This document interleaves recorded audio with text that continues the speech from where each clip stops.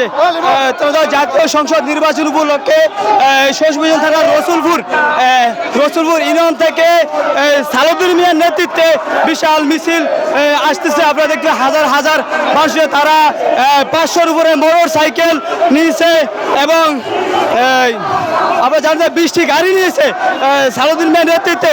তারা হাজার হাজার নেতাকর্মী নিয়ে আজকের সর্বশেষের যে সর্বশেষ সমাবেশটি রয়েছে রসুলপুরের নেতৃবৃন্দরা বিএনপির সকল অঙ্গ সংগঠনের সকল নেতারা মিছিল সহকারে সামনে দিকে এগিয়ে যাচ্ছে।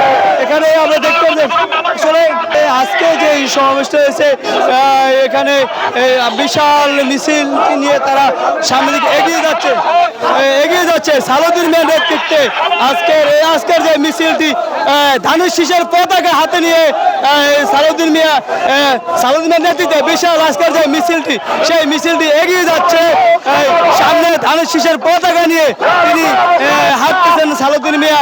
তিনার যে সহযোগিতা রয়েছে যারা আসলে দীর্ঘ 17 বছর সালাউদ্দিনের নেতৃত্বে রাসেল ফরাজির নেতৃত্বে আসলে তারা এখানে সিনিয়র নেতৃবৃন্দ আপনারা দেখতেছেন যে তারা ব্যানারের সামনের সারিতে তারা রয়েছে।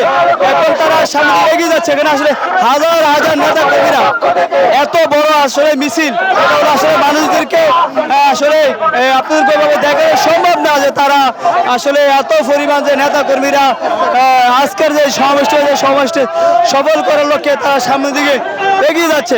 আপনারা বলা 4 আসন এবং রসুলপুর ইউনিয়ন থেকে কে কোথা দেখছেন একটু আপনারা অবশ্যই জানাবেন। ইসলাম নয়ন ভাই সম্পর্কে আপনারা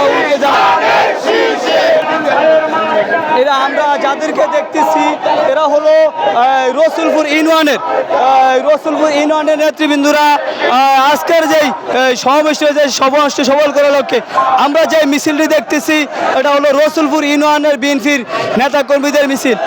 আমি আবারও বলছি যারা 20টা বাস এবং 500-র উপরে মোটর সাইকেল এবং কয়েকশো অটোরিকশা মাধ্যমে তারা নেতা কর্মীদেরকে এবং যারা ইসলাম নয়ন ভাইকে ভালোবাসেন যারা বিএনপিকে ভালোবাসেন মূলত তারাই এখানে আসছেন।